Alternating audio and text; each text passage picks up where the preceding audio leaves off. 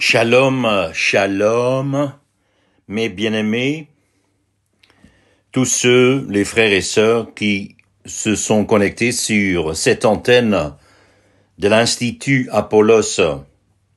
Que Dieu vous bénisse et soyez le bienvenu.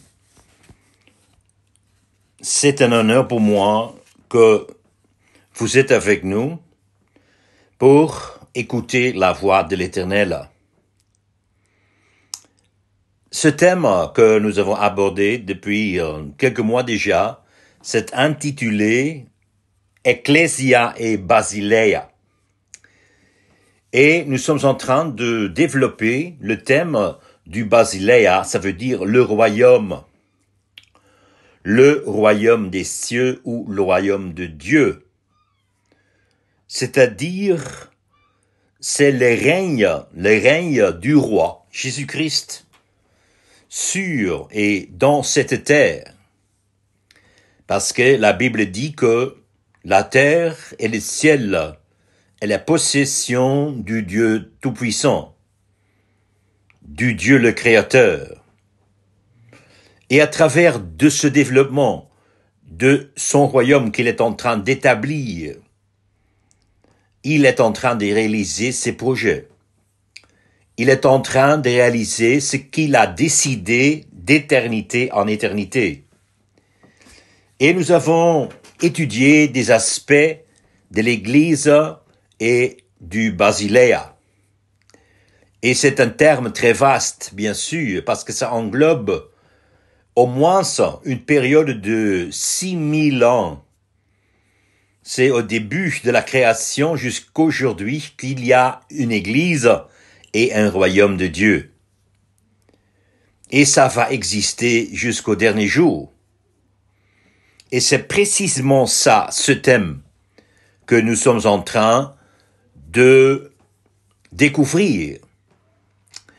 Et la dernière fois, je vous ai parlé de la fin et attendre la venue de Jésus-Christ. Et aujourd'hui, je veux l'approfondir plus, et je suis poussé de commencer avec vous ce soir d'étudier le dernier livre de la parole de Dieu, là où il y a plusieurs aspects qui nous parlent de la fin, qui nous parlent de la venue, la deuxième venue de Jésus-Christ. Et ça, c'est un grand énigme. Ce sont des choses cachées, des choses voilées, des choses non révélées. Et pour mieux comprendre ce qui va se passer avec le royaume à la fin, parce que nous vivons dans la fin des jours, ça a déjà commencé. Ça a commencé à partir de la première venue de Jésus-Christ, à la crèche, à Bethléem. Et ça continue toujours. Donc, en fait, et on va le voir, c'est lui la personne qui vient, le venant, comme ainsi dire. Donc, il est en route. Il est en route.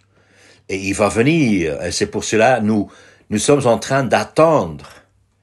Et entre-temps, le Seigneur nous parle de faire attention à tout ce qui se passe autour de nous. Et le dernier livre de la parole de Dieu nous donne des enseignements. C'est d'abord le titre de ce livre qui s'appelle Révélation ou en grec Apocalypse. Et dès le début, il faut que nous vont éclaircir un peu le terme Apocalypse parce qu'il y a des gens qui pensent que dans ce livre, il n'y a que des menaces. Et on ne parle que des grandes catastrophes. On parle des désastres.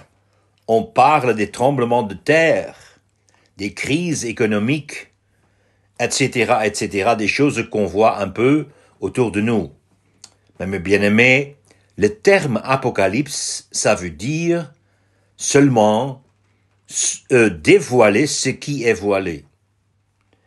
Découvrir ce qui est caché. En fait, c'est un terme de la cuisine. On va on va porter le couvercle de la casserole pour voir ce qui est dans la casserole. En fait, c'est ça, Apocalypse. Un terme très simple, mais appliqué sur le livre, ça englobe bien sûr beaucoup de vérités.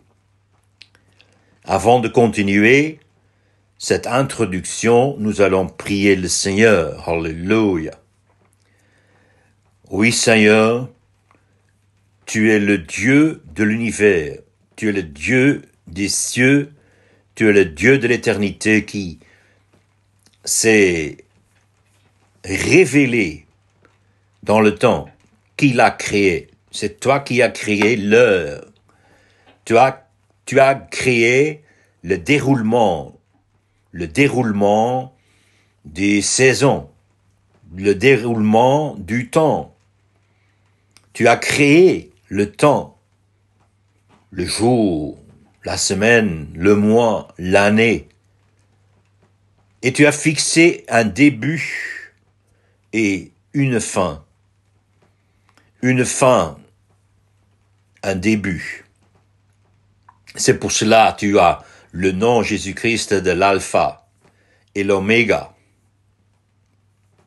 Parce que c'est toi qui englobe le passé, le présent et le futur. Et ce soir, c'est à travers du Saint-Esprit que nous voulons t'adorer. Nous voulons te chanter, nous voulons te louer, mais aussi nous voulons t'écouter ce que tu veux nous parler. Parce que, Seigneur, tu veux nous parler à travers de saints instruments que tu nous as donnés.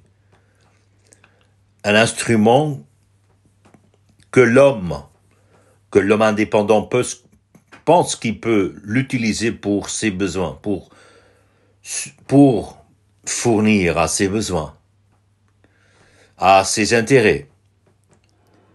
Il pense qu'il peut tout faire, développer, inventer la technique, tout ce qui concerne le développement de l'être humain. Mais Seigneur, tu es au-dessus de toutes choses. Toi, tu es le Tout-Puissant. Tu es le Dieu des dieux. Tu es le Seigneur des seigneurs, le Roi des rois. Et nous te servons, nous t'aimons. Seigneur, merci pour cette opportunité que nous pouvons parler et étudier ta parole. Et je prie et j'ordonne que le vent, le Saint-Esprit souffle à travers de cette antenne, souffle à travers de ce message, que des cœurs sont atteints, que les oreilles sont tendues, et que tu perces les oreilles, afin que le message va descendre dans des terres fertiles, et ça va donner des racines et des fruits. Alléluia. Nous prions pour tous ceux qui nous écoutent, tous ceux qui sont dans des problèmes spirituels, physiques, psychiques. Seigneur, nous viendrons auprès de ton trône et nous faisons l'intercession pour nos frères et sœurs qui souffrent là où ils sont. Tu les connais, tu entends leurs cris, leur misère, tu le vois. Ô Seigneur, descends avec ta puissance totale de ta divinité et tu vas toute chose couronne au bien pour tous ceux qui t'aiment. Toute chose va finir à leur faveur parce que tu les as achetés. Tu nous as achetés à travers de ton sang précieux et tu nous as mis purs et blancs, plus blancs que la neige. Il n'y a plus tache ni ride. Ô Seigneur, tu es en train de nous préparer.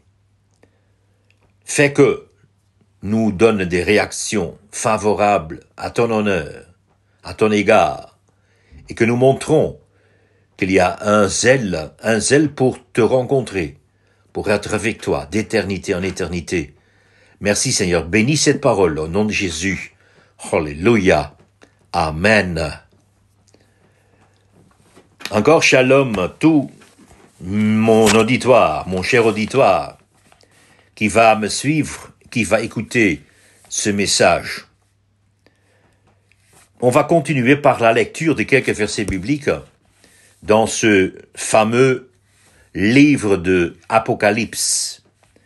Et je vais vous lire le premier chapitre et plus détaillé les versets 1 jusqu'à 5. Donc, Apocalypse 1, le verset 1 jusqu'à 5. Je lis la parole de Dieu.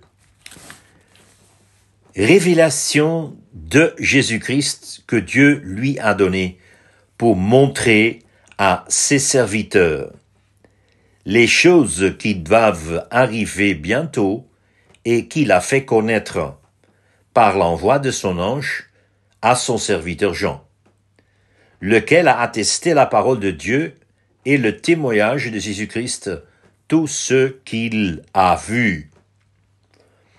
Heureux celui qui lit et ceux qui entendent les paroles de la prophétie et qui gardent les choses qui y sont écrites, car le temps est proche. Jean, aux 7 églises qui sont en Asie, que la grâce et la paix vous soient données de la part de celui qui est, qui était et qui vient, et de la part des 7 esprits qui sont devant son trône, et de la part de Jésus-Christ, le témoin fidèle, le premier-né des morts, et le prince des rois de la terre, à celui qui nous aime, qui nous a délivrés de nos péchés par son sang, et qui a fait de nous un royaume, des sacrificateurs, pour Dieu son Père. À lui soit la gloire et la puissance au siècle des siècles. Amen. Donc je disais, vous avez déjà constaté jusqu'au verset 6, en fait. C'est un total, un entier, avec le verset 5. Mais bien aimés dans le Seigneur, quand nous allons entamer l'étude de ce dernier livre, j'ai quelques remarques à vous faire avant. Parce que quand on lit, c'est pas seulement à appliquer sur Apocalypse, en fait, c'est une vérité pour toute la parole de Dieu. Il ne faut pas oublier que la parole de Dieu connaît une auditoire originale. C'est-à-dire, la parole de Dieu a été écrite pour un premier public, pour des lecteurs, des premiers lecteurs. Et c'est aussi le cas pour Apocalypse. Et tellement les commentaires sont nombreux, tellement les opinions de ce dernier livre sont nombreux, que on risque de oublier que le premier auditoire, ce sont des Juifs, les églises de l'Asie mineure. En fait, c'est pour eux que cette lettre a été écrite. Donc, il faut que, pour mieux comprendre et bien comprendre la parole de Dieu ici, remplie dans Apocalypse, en fait, c'est d'abord pour ceux qui ont suivi Christ, les premiers suivants de Jésus-Christ, les premiers chrétiens qui se trouvaient en Asie mineure, la Turquie actuelle. Et il faut le comprendre la manière dont ceux-ci l'ont compris. Et d'abord, si on a compris ce message de chaque texte biblique destiné à cet auditoire original, nous pouvons le comprendre d'une manière fiable et nous pouvons l'appliquer dans nos jours, dans notre entourage, dans notre vie personnelle. Donc, pour interpréter ce message céleste, ça doit être en corrélation avec la manière dont la première Église, l'Église primitive en Asie mineure, l'a compris. Et ça, mes bien-aimés, ici, il y a beaucoup d'erreurs. Durant des siècles, l'Église, et il y en a beaucoup, qui ont dominé l'interprétation. Et ils ont dit, notre interprétation est la meilleure de tout. Nous avons des sources, nous pouvons l'utiliser, nous avons des manuscrits. Et on omet, sans hésitation, cette vérité que, en fait, l'Apocalypse est destiné, à premier abord, à la première église, aux premières églises d'Asie mineure, les 7 églises. Et ce sont des Juifs qui sont persécutés, qui vivaient dans le royaume romain. Et on peut lire beaucoup de nuances, beaucoup d'éléments qui font référence à cette période. Le premier siècle, des Juifs qui visitaient ces églises, dans les 7 églises, et qui ont leur contexte. Donc, je vais vous donner 7 clés. 7 clés pour appliquer et tenir en tête pour mieux comprendre le contenu de l'Apocalypse. Donc, la première clé, c'est que Apocalypse, c'est destiné aux Juifs traditionnels. Et aussi, c'est un texte qui a été écrit en hébreu d'abord. Et on le sait, et on va en revenir quand on traverse ce livre. Il y a des symboles, il y a des visions célestes, il y a des images culturelles, il y a des codes tellement juifs, on peut aussi les trouver dans des écritures contemporaines, le soi-disant écriture de juifs de la période de deuxième temple, comme on dit. Par exemple, un livre, peut-être vous le connaissez, c'est Enoch, le livre de Enoch. Autre exemple, c'est le livre de Baruch, livre de Jubilé.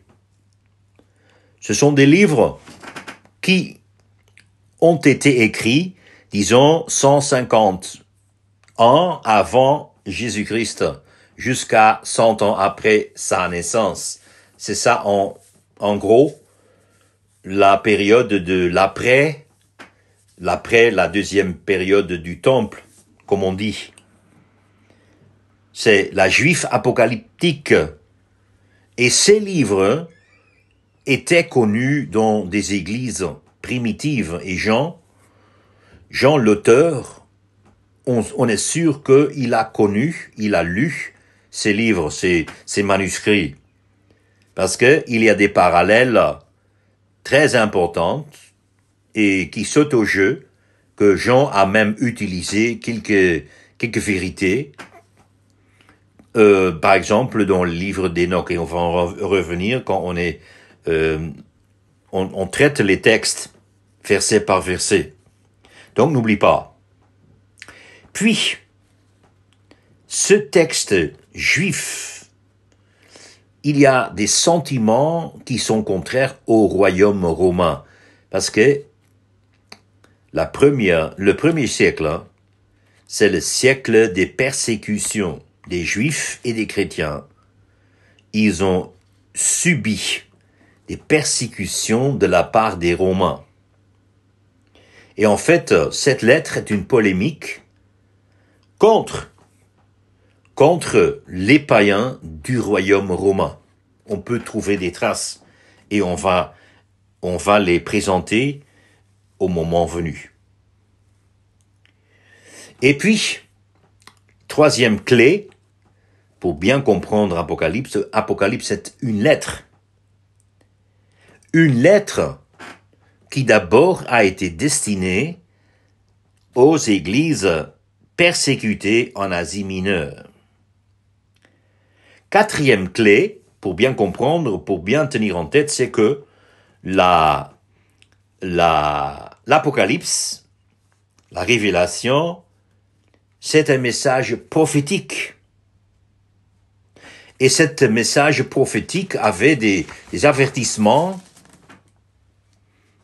pour ceux qui restent incrédibles, qui restent incrédules. Ils vont avoir la vengeance de Dieu. Et puis, ça présente aussi des avantages.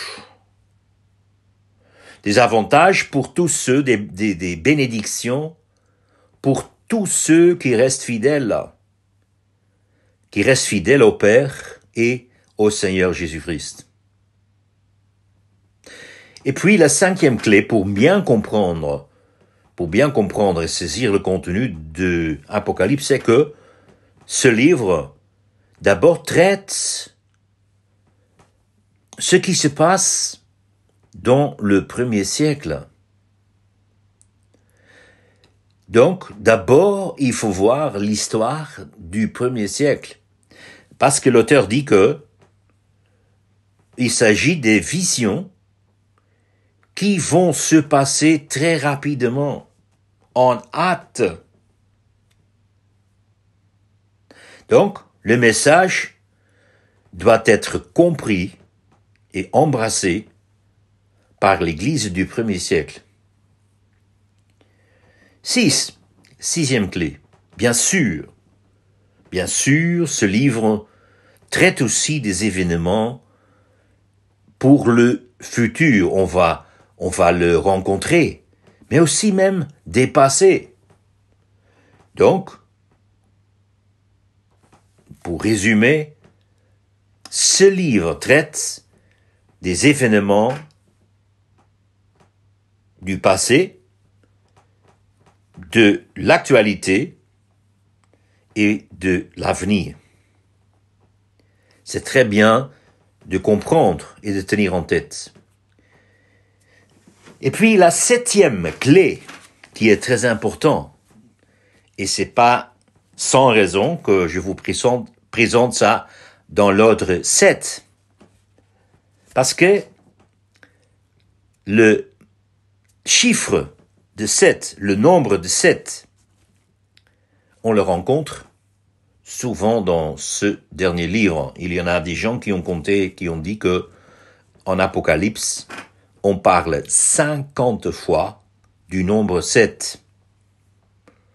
Donc ça saute au jeu. Ça présente un message. Quel est le message de ce nombre 7? Et je vais vous illustrer ça par ce qui est écrit dans le verset 3. Le verset 3 du premier chapitre nous dit que « Heureux celui qui lit et ceux qui entendent les paroles de la prophétie et qui gardent les choses qui y sont écrites. »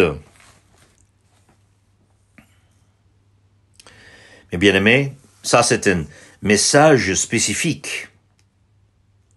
Un message spécifique pour tous ceux qui écoutent, entendent et qui gardent les choses qui y sont écrites. Ils sont bénis, heureux, makaris, on est en grec. Et ces bénédictions, il y en a dans ce livre, ça ne nous étonne plus, il y en a 7. Et tous ceux commencent par le mot ashré. Heureux. Heureux. Ici, on trouve le premier, du makaris. Donc, Apocalypse 1, 3. Le deuxième, on peut le trouver en chapitre 14, le verset 13. Le troisième, c'est en chapitre 16, le verset 15. Le quatrième, c'est dans le chapitre 19, le verset 9. Le cinquième en chapitre 20, le verset 6. Sixième dans le chapitre 22, le verset 7. Et puis, la fin, la septième, se trouve dans le dernier chapitre, fin 2, le verset 14. Donc, ces 7 bénédictions servent pour des moyens littéraires,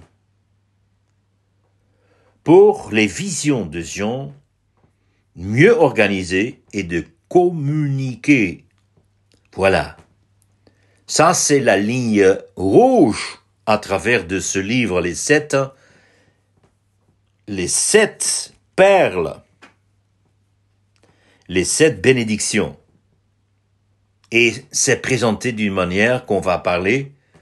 C'est un style littéraire, un moyen littéraire, qui s'appelle le chiasme. Et les chiasmes, on va les trouver encore plus. Mais ça, les 7 bénédictions sont présentées sous forme de chiasme. Et ça donne plus d'accent. Ça donne plus d'accent, ça met en relief l'importance de ce message. Alléluia. Parlons de ce nombre 7. C'est la clé. Mais c'est pas seulement ça, c'est 7 bénédictions. Je vous ai dit que, à lundi, il y en a 50 fois qu'on parle de 7. Je vais vous citer quelques exemples. Le livre d'Apocalypse parle de 7 églises, de 7 lampes, de 7 esprits, de 7 sceaux, de 7 trompettes, de 7 coupes. Le titre du Messie est présenté 7 fois. Il y a 7 fois l'annonce de la venue du Messie. Celui qui est assis sur le trône est présenté 7 fois. Le nom de Yeshua HaMashiach est présenté 14 fois, c'est 2 fois 7. Donc, le nombre de 7, ça a vraiment une importance signifiante dans ce livre. 7, ça veut dire la totalité. C'est un nombre symbolique. Un nombre symbolique qui nous parle de la totalité de la divinité. Bien-aimés, maintenant, on va regarder un peu plus de près de l'introduction de ce livre. On va parler du texte. On va parler de ce que le Seigneur a voulu nous apprendre. Ce qu'il veut nous communiquer. Qu'il veut que nous allons comprendre, écouter et aussi garder. Appliquer dans notre vie dans le contexte de la révélation de la fin de son royaume. Recommençons encore la lecture. Révélation de Jésus-Christ que Dieu lui a donné pour montrer à ses serviteurs les choses qui doivent arriver bientôt et qu'il a fait connaître par l'envoi de son ange à son serviteur. Ici, le verset parle de Jésus-Christ. Ce verset parle de Dieu. Il parle de lui. Il parle de il. Il parle de ses serviteurs. Il parle de son ange. Il parle de son serviteur Jean. 7 fois des personnes, et il faut que nous allons étudier, mais qui sont ces personnes et quel est le rôle de ces personnes ici dans le verset 1 de son livre. En fait, l'auteur, on va le rencontrer encore dans le verset 9 quand il dit « Moi, Jean, votre frère, et qui est part avec vous à la tribulation », on va en revenir quand on va traiter et on va commenter le verset 9. Mais d'abord, je vous dis déjà que c'est ce Jean-là, ce disciple, lequel Jésus a aimé, c'est lui qui a écrit par révélation à travers d'un ange, l'envoi d'un ange, qui a écrit cette lettre et qui l'a envoyée aux 7 églises. La manière dont il a construit cette lettre, on voit des parallèles dans la description de l'évangile et la description des lettres, des épîtres. Il a aussi écrit, comme nous savons, 3 épîtres. Et on voit le début, le prologue, comme on dit. C'est de la même manière qu'il a dessiné, qu'il a construit. C'est son structure. Il nous donne une vue générale.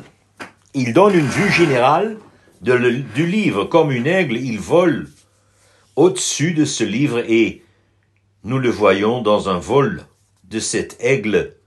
Comment il va nous présenter tout ce contenu de ce livre. Il le fait aussi avec l'Apocalypse, la révélation. Il commence par nous présenter 7 personnes dans le verset 1. Il dit Jésus-Christ. Il parle de Dieu. Il parle de lui. Il parle de ses serviteurs. Il parle de il a fait connaître son ange et son serviteur Jean. Il faut que nous allons commenter un peu et parler de ces 7 personnages et quel est leur rôle ici dans ce livre. Comment on va encore les rencontrer quand on est en train d'étudier ce livre. Mais bien-aimés dans le Seigneur, d'abord, bien sûr, Jésus-Christ. En fait, ce titre est totalement et typiquement juif. Yeshua HaMessiach. Yeshua, c'est le nom que l'ange Gabriel l'a donné à sa mère. Il doit être nommé Jésus. C'est sauveur. En hébreu, en araméen, c'est Yeshua. Et Hamashiach, c'est lui qui est étalé par l'huile divine, l'huile sacrée. Donc c'est lui qui est sacré, qui est sanctifié, mis à part pour être étalé d'huile pour faire son œuvre. Lui, Jésus-Christ, il a été oint, l'onction divine pour être prophète, pour être prêtre, pour être roi, et à travers de ce ministère, en tant qu'apôtre, en tant que prophète, en tant qu'évangéliste, en tant que docteur, en tant que berger. C'est lui qui a travaillé en tant que Jésus-Christ, homme et Dieu en une personne, avec 2 natures. Lui, il a été présenté comme fils de l'homme aussi déjà dans l'Ancien Testament. Par exemple, dans les prophéties de Daniel, le fils de l'homme qu'il a rencontré, le vieux des jours, qui a été sur le trône. C'est une vision que Daniel a déjà vue. C'est en rapport avec la vision que Jean a vue à cette île de Patmos, où on l'a exilé. Donc ici, la première personne qui est présentée, c'est Jésus-Christ. Jésus-Christ, le grand contenu de la parole de Dieu. Il dit, tout le rouleau, toutes les écritures parlent de moi.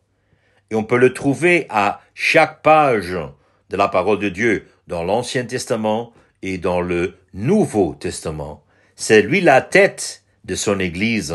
C'est lui le grand contenu, le Fils de Dieu, de qui le Père a dit, « Voilà mon Fils, mon bien-aimé, en qui j'ai tout mon bon plaisir, écoute-le. » Il a dit à la montagne de la lumière, comme on peut dire, par exemple, en Matthieu 17, le présenter, le générer du Père, l'image même de Dieu, qui resplende l'honneur et la gloire de son Père. Le premier-né, comme il est présenté dans le verset 5, le roi, le chef, le prince des rois de la terre, le témoin fidèle, Jésus-Christ. La première personne qu'on rencontre parce qu'il s'agit de lui et on l'attend pour sa deuxième venue, c'est notre mari, c'est la tête de son Église, c'est lui qui s'est donné à la croix de Golgotha pour nous sauver. On parle d'abord d'une révélation de Jésus-Christ. Deuxième personne, c'est Dieu. Ici, dans le Nouveau Testament, quand on parle de Dieu, le plus souvent, il s'agit du Père, de la première personne de la Trinité. Donc Dieu, il est en train de présenter son Fils. Révélation de Jésus-Christ que Dieu, lui, a donné. Lui, c'est qui? Dieu a donné quelque chose et il a donné ça à qui? C'est à lui.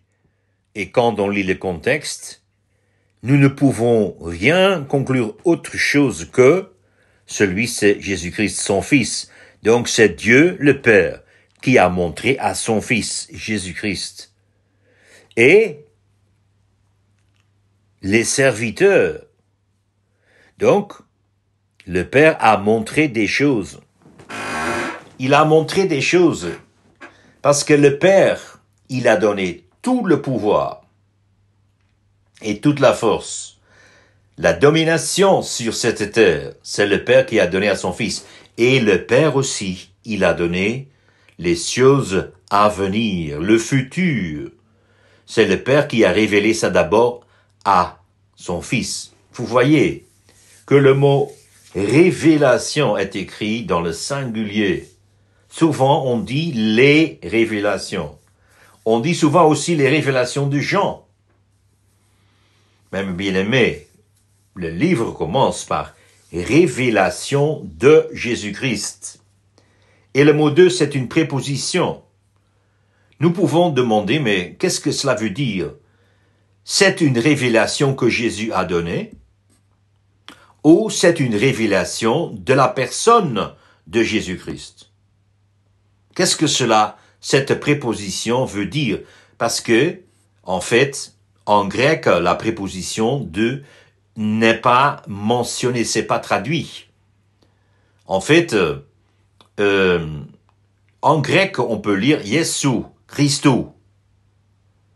Et ça veut dire que, en français, comme en d'autres langues, il faut ajouter la préposition de pour faire ressortir le sens, pour mieux comprendre ce que le langue originale veut dire. Donc, une révélation de Jésus-Christ, on peut le comprendre comme c'est une révélation que le Seigneur Jésus-Christ a reçue du Père, mais on peut aussi le comprendre que le Père a révélé Jésus-Christ. Les deux sont vrais.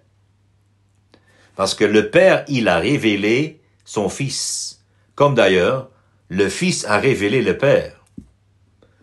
Parce que le Fils a dit, rien ne peut connaître le Père que si ce n'est moi, c'est moi, et rien peut connaître le Fils si ce n'est que le Père.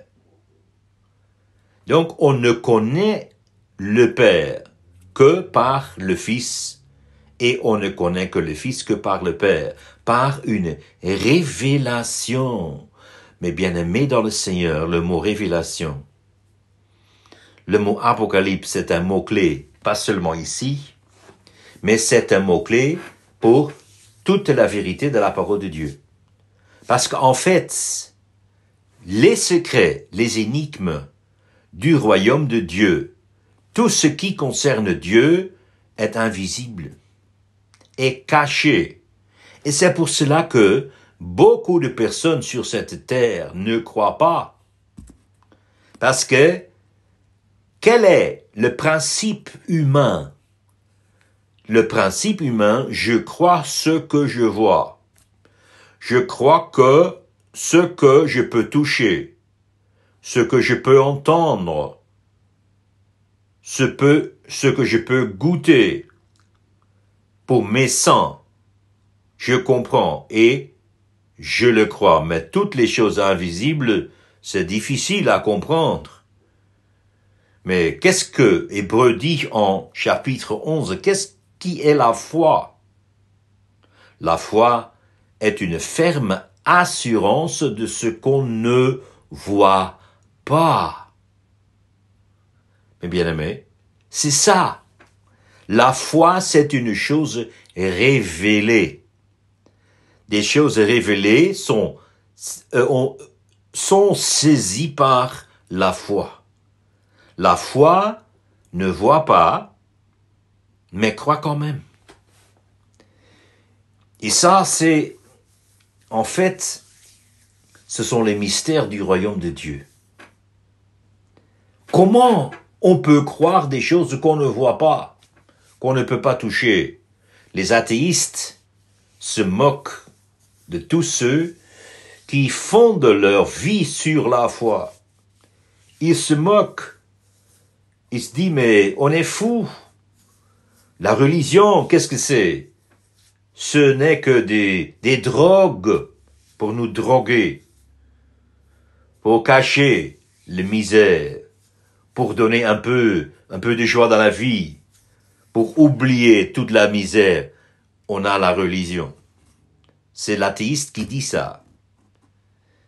Mais l'enfant de Dieu dit non. Bien que je ne vois pas avec des yeux physiques, je le crois quand même par cœur. C'est la foi, parce que ça m'est révélé. Ça m'est révélé.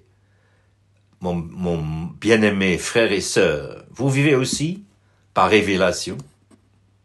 Vous vivez aussi par la foi, parce que les justes vivra par la foi, non? Et la foi, c'est insaisible par les mains physiques, mais quand même c'est une ferme assurance et une certitude complète de ce qu'on ne voit pas, mais ce qui existe quand même. La foi, cette chose mystérieuse que le Seigneur donne au cœur, la foi qui vient par la parole de Dieu, et la parole de Dieu vient par la prédication. Alléluia. Donc ici aussi, tout ce livre, tout ce contenu est une révélation des choses qui sont cachées. Voilà. Et les 7 personnes sont en question. Il y a 3 sources de transmission qui donnent ces révélations. C'est Dieu le Père qui donne à son Fils. Le Fils qui donne à ses serviteurs est direct, d'une manière directe. Il révèle des choses directes à ses serviteurs, à Jean, mais il le fait aussi par l'intermédiaire d'un ange. C'est aussi l'ange qui donne des révélations. Nous voilà un peu le contenu du premier verset. Les 7 personnes, ils jouent leur rôle dans la révélation. Donc, révélation de Jésus-Christ. C'est ça, il est le personnage principal. Tout est entouré autour de son personnage. Tout ce qu'il fait, tout ce qu'il dit et qu'il va faire, c'est ça le centre, le thème central. Des choses, il y a des choses qui vont se passer et on va les rencontrer. Sans oublier ce que je vous ai dit, les 7 clés pour bien comprendre les clés principales, les clés élémentaires, fondamentales, pour bien saisir et garder en tête que ce message d'abord est pour les églises primitives et après pour les générations à venir. Nous lisons le 2e verset, lequel a attesté la parole de Dieu et le témoignage de Jésus-Christ, tout ce qu'il a vu. En fait, dans le manuscrit, il y a aussi « et tout ce qu'il a vu ». Donc, il a attesté 3 choses. Il a attesté la parole de Dieu, ça c'est numéro 1. 2, le témoignage de Jésus-Christ. Et 3, tout ce qu'il a vu. En fait, le français, il a traduit une virgule après, et en fait, on peut le lire, commenter comme un sommaire, un résumé. Donc, la parole de Dieu et le témoignage de Jésus-Christ. Résumé, tout ce qu'il a vu. Mais je crois quand même, basé sur le manuscrit, la langue originale, il faut le présenter, il faut le prendre comme 3 parties dans ce verset. Donc, il a attesté. Donc, d'abord, on va réfléchir un peu de ce mot attester. Qu'est-ce que c'est attester? En grec, on lit dia martyro. Et martyro, c'est traduit sur d'autres places avec témoigner, le témoignage. Témoignage. Et qui peut témoigner? Ce sont des témoins. Mais attester, ça va encore un peu plus loin. En fait, c'est un témoignage à double sens. C'est encore plus profond. Attester. En fait, ça frise la compréhension, la signification du mot conjurer en français. C'est tellement avec conviction que Jean est en train de déclarer ce qu'il a entendu de la parole de Dieu, du témoignage de Jésus-Christ et tout ce qu'il a vu. Il dit, moi je suis témoin oculaire. Je suis témoin auditif. Et ce qu'il est en train d'attester, c'est ce qu'il a fait aussi. Nous avons vu sa gloire, il dit dans chapitre 1 de son évangile. Et il dit aussi dans l'épître 1 Jean 1, de tout ce que nous avons entendu, vécu, contemplé et touché de la parole de Dieu. Vous voyez? Il est en train de insérer tous ses sens pour attester de tout ce qu'il est en train d'écrire. Il dit, moi, je n'hésite pas. Je suis sûr et certain. Je suis un témoin fiable de la parole de Dieu, du témoignage de Jésus-Christ et de tout ce que j'ai vécu. Mais bien aimé, quand nous allons parler de ce 2e verset, c'est déjà un message à part. C'est un message à part, seulement le 2e verset. Je vais vous donner quelques traits seulement. Je vais dessiner quelques traits seulement, parce que qu'est-ce que cela veut dire? Attester la parole de Dieu. Attester la parole de Dieu, ça veut dire parler de la parole de Dieu comme vraiment venant de Dieu. C'est pas une parole humaine, c'est une parole divine, et il dit dans ce même chapitre, Jean 1, nous avons vu sa gloire, plein de grâce. Une grâce après une deuxième grâce et une troisième, etc., etc. Une plénitude de grâce. Une plénitude de grâce de la parole de Dieu. Jean, il a écrit, en fait, son évangile et aussi ses épîtres au même temps que la révélation, l'Apocalypse. C'est à la fin de ce premier siècle. Et Jean a été stimulé de prendre son plume, d'écrire les vérités que les synoptici, Matthieu, Marc et Luc, n'ont pas tellement touchées. Et Jean parle de Jésus-Christ. Il parle de Jésus-Christ parce que c'est lui, il est le plus proche. Il a été le plus proche. Lequel Jésus a aimé, comme il a dit de lui-même dans son évangile.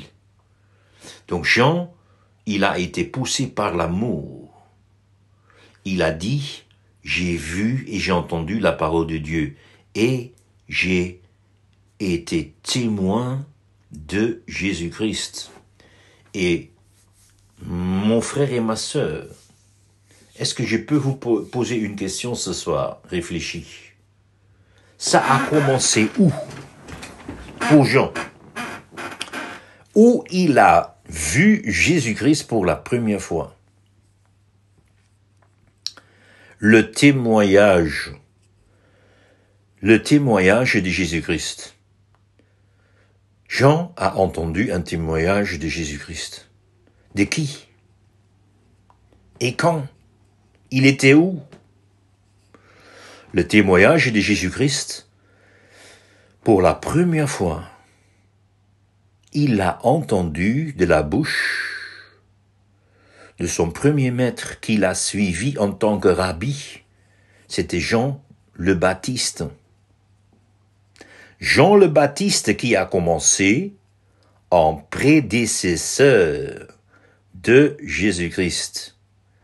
Et Jean le Baptiste, il a fait des disciples, il les a baptisés. Nous connaissons le baptême de Jean le Baptiste.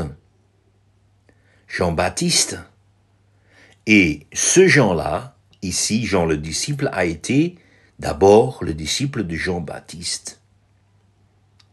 Et c'est là, aux rives des Jourdains, que Jean l'évangéliste, à travers de la bouche de Jean-Baptiste, a écouté et vit. Il a vu le témoignage de Jésus-Christ. Et c'était quel titre que Jean l'évangéliste a entendu le premier, vous savez? Quel était le titre que Jean, avec André, le frère de Pierre, il était à deux, les deux disciples. Quand il était avec Jean-Baptiste, le premier rabbi, il est en train de prêcher, il est en train de révéler Jésus-Christ. Et nous connaissons tous, je suppose, le baptême de Jésus-Christ par Jean le Baptiste. Jean le Baptiste, d'abord, il a refusé. Il dit non, c'est pas convenable. Et Jésus a dit, laisse-moi faire, parce que comme ça, on va remplir toute la justice. Il faut que je le fasse. Et Jean-Baptiste a baptisé Jésus-Christ. Et Jésus-Christ a ressuscité de l'eau. Et qu'est-ce qui s'est passé? Le ciel s'ouvre. Il y a une colombe qui a descendu sur la tête de Jésus-Christ. Et il y a une voix qui dit, voilà, mon fils, mon unique, en qui j'ai tout mon bon plaisir. Et quelle était la réaction de Jean-Baptiste? Et la deuxième fois, quand il a dit ça, ses deux disciples étaient là, et parmi eux, c'était Jean. Et comment Jean-Baptiste l'a présenté. Vous connaissez la réponse, mon frère et ma sœur, je viens de vous le demander, vous avez réfléchi, ou peut-être vous avez déjà cherché le premier chapitre de Jean 1, et vous venez de lire, vous entendez la voix de Jean-Baptiste. Voilà l'agneau de Dieu qui ôte le péché du monde. Mais bien aimé, le premier titre que Jean a entendu de Jésus-Christ, c'est l'agneau. L'agneau de Dieu. Et ici, il y a un grand mystère, une grande révélation. Donc, le premier qui a vu l'agneau, c'était Jean-Baptiste, et après, le premier des apôtres, c'était Jean l'évangéliste. Et je vais vous déjà donner un avant-goût. Un avant-goût, ce qui saute au jeu tellement. Qu'est-ce qui était le premier que Jean a vécu quand il était en esprit, quand il était en extase, quand il était en vision? Qu'est-ce qu'il a vécu de Jésus? Pas ici dans ce chapitre, mais quand il est en esprit, dans la vision, il est au ciel. Et ça commence le chapitre 4. Alors, après cela, je regardai, et voici une porte était ouverte dans le ciel. Et puis, qu'est-ce qu'il voit? Celui qui était assis avait l'aspect d'une pierre. Donc, voici, il y avait un trône dans le ciel, et sur ce trône, quelqu'un était assis. Mais bien aimé, et ça commence et ça continue. Et maintenant, on est en chapitre 5. Et le verset 6. Et je vis au milieu du trône et des 4 êtres vivants et au milieu des vieillards. Et qu'est-ce qu'il voit au milieu des vieillards? Un agneau qui était là comme immolé. La première image de Jésus-Christ que Jean a vécu dans sa vision, quand il était au ciel, en esprit, il a vécu le Père sur son trône. Et Jésus-Christ est présenté comme un agneau. Vous voyez ça? Un agneau qui était là comme immolé. Quelle image! Il a vu ça au bord du Jourdain. Jésus a été présenté par Jean-Baptiste. Voilà l'agneau de Dieu. Et la première chose que Jean a vue dans son esprit, le Père sur le trône, et puis l'agneau qui était là comme immolé.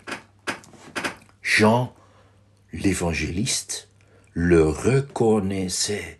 C'est le même. C'est le même. C'est le même Jésus qu'il a vu pendant sa vie, qu'il a suivi, et il a commencé à mieux comprendre le titre de l'agneau de Dieu. Mais bien aimé, le témoignage de Jésus-Christ, c'est un témoignage de l'agneau. Vous vous rendez compte? Vous vous rendez compte? L'agneau pascal que Dieu le Père a exigé et qu'il a présenté, vous aurez un agneau sans rides, sans tache, sans rupture, sans problème, sans handicap, un an, masculin.